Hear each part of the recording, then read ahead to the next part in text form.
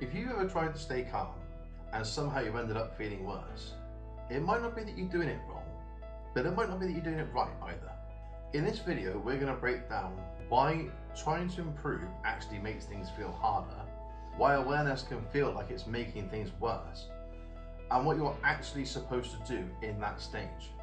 Because this is where most people give up.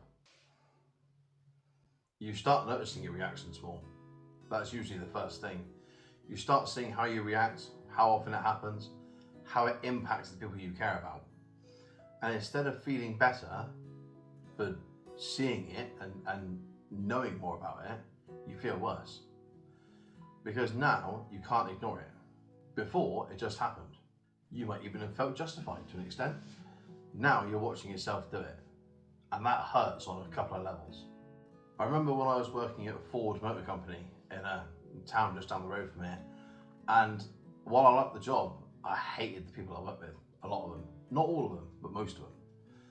And when the bad outweighs the good, and you're there for 9-10 hours a day, that starts to weigh on you very, very quickly. And I would come home and it was like, people would say, "Oh, how was your day?" My partner, my kids, "How was your day at work?" What are you supposed to do? Tell them everything that went wrong, tell them all the things that you wish you could have said but would have definitely lost your job for 10 hours? Be tomorrow morning before you finish telling them what happened. But before I went home, I knew I wasn't in the right place. I'd just be thinking, like, just don't react tonight. Just try and stay calm just for tonight, at least. That way then all the not reacting at work is worth something. And the more I told myself that, I didn't realise it at the time, but the more pressure I was putting on myself. And the worst part of it was that something small would happen, and like clockwork, I'd react anyway. And that was the part that was messing with me, because it felt like I know better now, so why is it still happening? This was the moment that changed everything for me. Realising something quite important. You're not failing because you're aware. You're struggling with how you're feeling about that because you're aware. And those are two very different things, because once you see a loop or a pattern, even if it's your own behaviour, especially when it's something you don't like, you can't unsee it. But you also don't know what to do with it yet. So you sit in this gap, which is basically awareness without direction. Knowing what the problem is, not knowing how to fix it. That's why it feels worse. And that's actually the point where most people give up. They just think to themselves like, well, I know I shouldn't be doing it and I'm doing it anyway, so clearly there's something wrong with me. No. Awareness doesn't change how you react, how you behave, like the patterns that you see in yourself. Awareness doesn't stop any of that. It just allows you to see it properly for what it is. And if you try to jump straight to fixing it, you end up trying to force control that you don't have, mastering calm that's not possible, adding more pressure, blaming yourself more each time. And all that does is just feed the same cycle of behavior. It doesn't change anything. Trying to force it just makes it worse. So what actually helps? Not trying to fix it. Not trying to force change that you don't have a plan for yet. Just notice it properly to start with. But don't just notice like the times you react. Try and notice the build up. Yeah, when you start thinking to yourself like,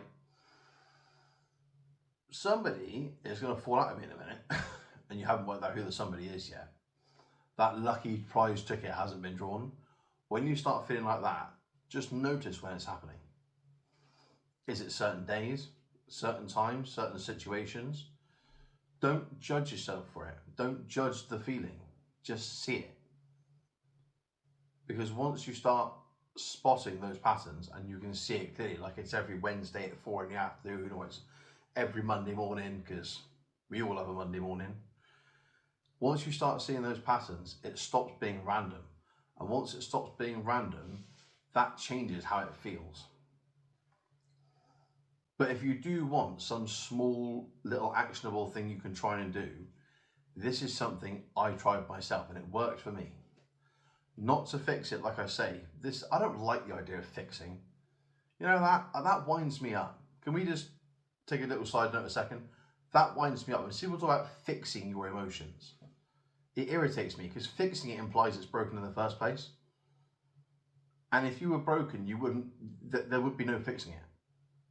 Right? So let's stop talking about fixing anything, all of the emotional stuff, the behavioral stuff. There's no fixing goes on here.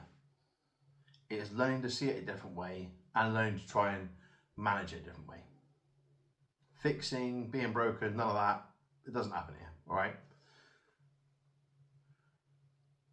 Try and take 5 minutes a day. That's all I'm saying. Just 5 minutes, right? 5 minutes where you're not reacting to something, you're not trying to fix anything, you're not solving any problems, you're not being like a partner or a parent or a son or a daughter or a sibling or whoever to somebody. You're just you to you, right? Just step out of that loop, step out of that pressure for 5 minutes. Because most people don't need a full solution. They don't need a whole 90-day plan. They definitely don't need a really expensive course that doesn't actually help. They just need space between reactions. Now, if you're sat there thinking, I haven't got 5 minutes, mate, I haven't got that sort of time, drop it in the comments and let me know. I will personally help you find those 5 minutes in a day. We don't have to talk through your whole life in the comments, but if you want help finding those 5 minutes, I will actively help you find them myself because they exist. But if you're anything like me, when I started doing this, I didn't think I had the time either. I had to force friction to find my time. But because I've done it and I've come through that, and I'm further along, I can help you find it without causing friction in your own life. You just need to look in the right places. That time already exists. Here's a really good example, okay? If you leave your house to go do your job, yeah? There's 4 moments, there's 4 times you can have a reset right there. On the way to work, before you go into work, on the way home, before you go back in the house. The time is not the problem. Seeing it for what it is where people get stuck. Now, if this hit home and this landed with you, you might well find you're in this stage yourself. And if you are, I just want to take a moment to say that you're not alone. I've been there. I still end up there, right? I still end up in this state myself. I teach this for a living. I still end up there.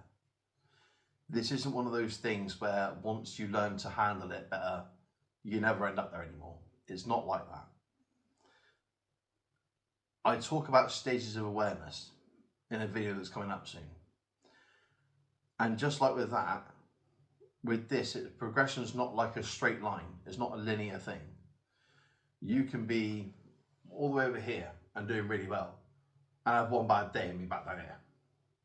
That doesn't make you weak or any less of a person. It just makes you a human being with feelings, and that is as normal as it's physically possible to be.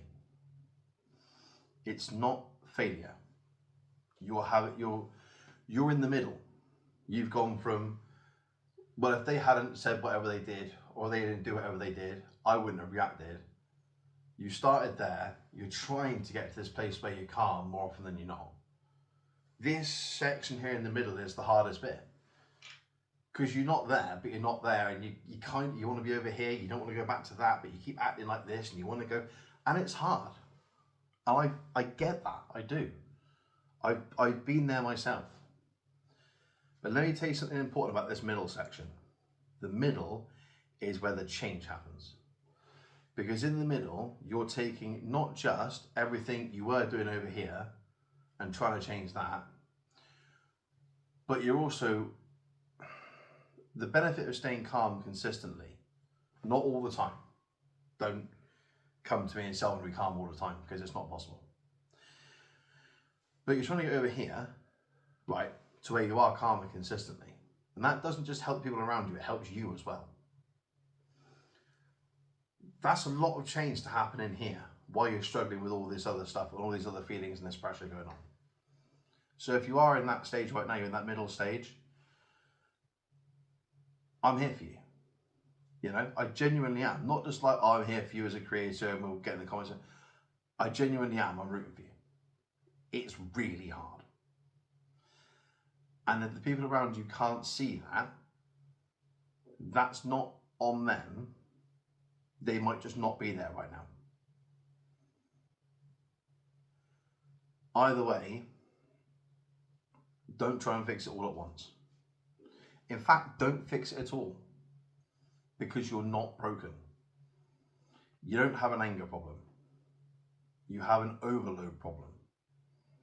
You're trying to deal with the stress of everything. You're trying to be the best version of yourself to everybody. And you're leaving no time for yourself. No time to wind down, even if it is 5 minutes. So just try and find those 5 minutes somewhere. If you can't find those 5 minutes, let me know in the comments. We'll figure it out together. Until the next time, just try and see things clearer and try and take 5 minutes where you can.